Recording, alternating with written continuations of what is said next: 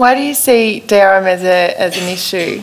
I mean, why don't you like it? I think DRM encourages piracy, right. For one, and I think two that customers don't like it.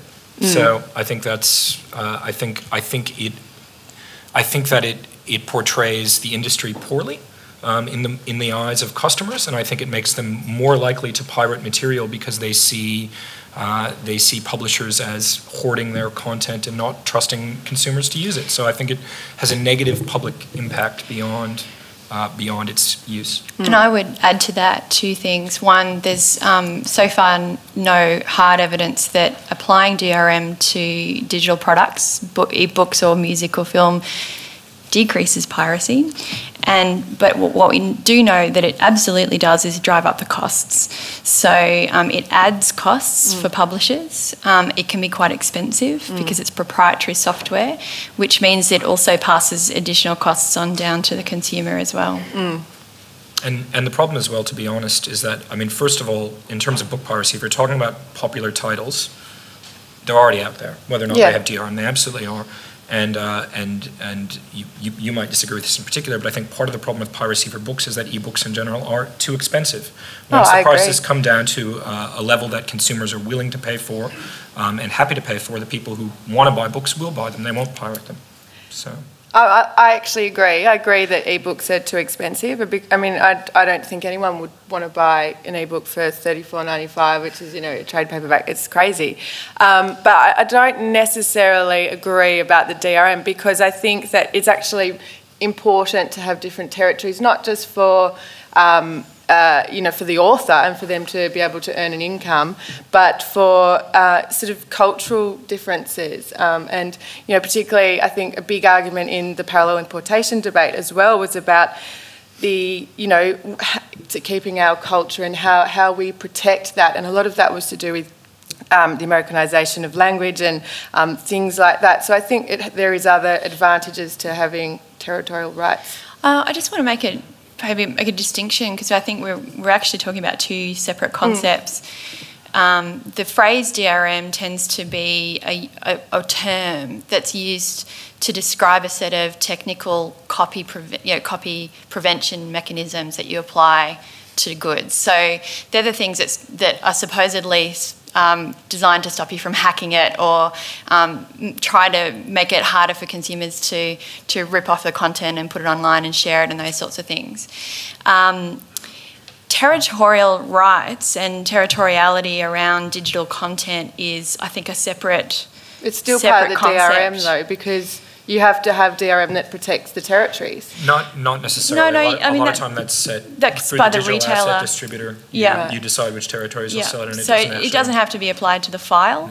It's something that can be handled through the licensing agreements between publishers and between publishers and retailers. And primarily is.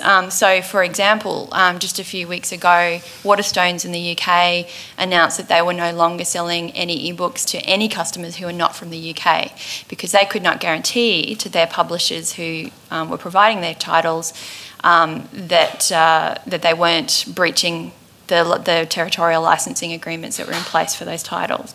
So their only really option to make sure that they would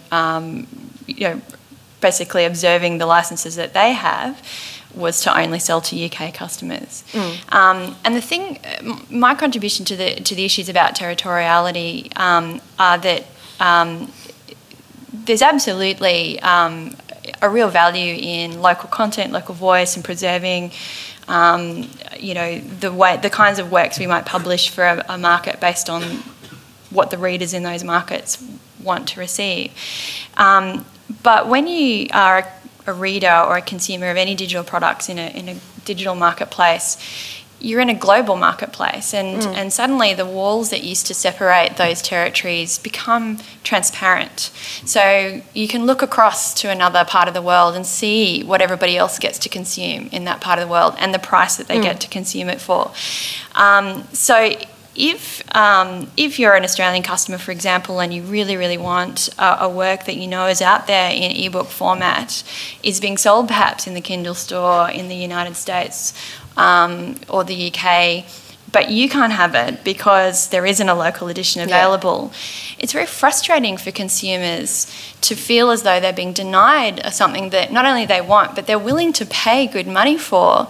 And those are the sorts of things that I think are more likely to generate piracy. It's the lack of availability and convenience for the products that they are willing to pay for. Oh, yeah. And I think from a retailer perspective, that exactly mirrors what happened over the last 30-odd years that I've been involved in selling books with parallel importation, that those of us who just said, well, you're the customer, we'll get you the book, and bugger the consequences. And generally, well, exclusively speaking, in the case of this retailer, no publisher or copyright holder here ever took issue with that because it was balmy to suggest that either the media or indeed the government would take interest in that. The issue now is that we can't do the same thing. The irony is, if we are on the threshold of it from a retailer perspective, we're locked out in exactly the same way that the customers are. We can't provide it if somebody genuinely wants it. There has to be a better way to pay for the rights. Do we have any other questions? Just one. First of all, I'd like to say that I completely support the idea about DRM and territoriality, and Kate, I think you should come live in New South Wales. The question I had related to the relationship between authors and publishers and absolutely agreed, 25% royalty. I wanted to know if anybody on the panel or in the room has ever sat down with a publisher and asked them to justify why, without some of the huge costs that are involved in print publishing, and acknowledging that there are some different costs involved in digital publishing, why we are not seeing this as a 50% partnership between authors and publishers. Pippa? Well, we'd love for that to be the case. I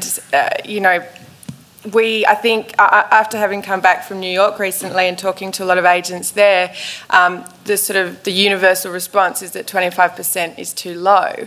But it's very, I personally don't know of anyone who's particularly in this market managed to get more than 25%. And I think it will stay that way because there's this kind of cloud that sort of says this is the industry standard. Most contracts should have a sort of sunset review clause in it. But I think it's just too changeable right now. I do think that there is some cost involved. There's quite a lot of cost involved for publishers at the moment in terms of digitising backlists and all of that sort of thing. But I think eventually it should change. But it's a question of when and how that will happen, I think. I'll also just note, and this is to realise how small the market is here. It's estimated at being somewhere between 3 and 5% of trade books at the moment, i.e. books you can buy in a bookshop like Glee Books. So it's quite an immature market here, and everyone is still trying to work out how things are actually going to operate. So these are very provisional guidelines, and there are other things that have been looked at with percentages. One is linked to volumes, that there'll be volume thresholds, and after an author sells a certain amount of books, the royalties might say go up. So there are other possibilities. My perspective on that is that the size of the digital publishing consumer market in Australia is not a problem for authors, it's a problem for publishers, because for authors, until they license their work to anybody, they have the global marketplace at their disposal. So they can sell world rights to a publisher, they can divvy it up by territory, but they can access readers who are buying ebooks all the way around the world. It's a problem for publishers if they only have Australian and New Zealand digital rights on a text, on a title, because then they are looking at the relative size of the market and looking at the return on investment that they're getting for their ebooks. And so what I think we're going to see is a gradual shift as authors have more options to be able to license their work to different markets in different territories. And that will change the power relationships between authors and publishers when it comes time to negotiate their contracts. At the moment, if you're a first-time author and you want to see your book in print and you want to see it published by an Australian author, there's not a lot of power you have at the negotiating table to start demanding higher ebook royalties, even if that was ethically justified. It all comes down to your market power at the end of the day, and who's willing to walk away, and under what terms are they willing to walk away. The big elephant in the room that nobody's talked about yet is Amazon, or at least another option if you can actually go to your readers direct. So what I think we'll start to see is that more authors will ask themselves the question, am I willing to walk away from this in order to publish directly? And we will start to see more authors say yes. However, I'm going to add a note of skepticism to that. I mean, this is true. That's absolutely the case. Kobo said publicly recently that about 7% of their overall sales are author direct published works. And if I was just looking at I wrote an article on this very issue that'll be coming out later this year. And I looked at the Amazon, top 20 paid Kindle, books last month, and 6 of them are self-published works, but they all have one thing in common, which is that they're all 99 cents, right? So one of the ways that self-publishers are exploiting this is by going to the low prices that publishers aren't able to. This is actually the big worry about what's known as the agency model, by which publishers set their prices rather than allowing retailers to do it. Publishers really, I don't think, have the necessary experience in retail to know what the right price points are. So I think part of the reason that we're seeing this happen at the moment is because self-publishers are able to exploit that pricing issue. So in the long run, I don't know that self-publishers alone will bring it down, but I think we will see new models, hybrid models, and partner models, whereby authors will more or less self-publish, but they'll get people to do the kind of marketing aspects of things. So I'm in agreement with you that more things will develop, but I don't think self-publishers are going to take over the publishing industry. No. That wasn't my point. Yeah. It was more that there are more options available to authors, and that starts to change how they respond when it comes time to negotiate their terms with their publishers. And just in relation to the survey, you were asking about ebook royalties in particular. We did ask that question. I haven't reported on it here, but it will be out in the full report. So we asked publishers what they think ebook royalties should be, and we asked authors what they think they should be. When we drafted that question, we got feedback from authors and publishers on the questionnaire beforehand. They all told us that's a stupid question. Authors are going to say it should be way up here, and publishers are going to say it should be way down there. But it was remarkably not that far apart. There was definitely a difference. Was it higher than 25%? For authors it was. I'd say there was a bunching with authors around the 20 to 40%, and for publishers around sort of 20 to 30%.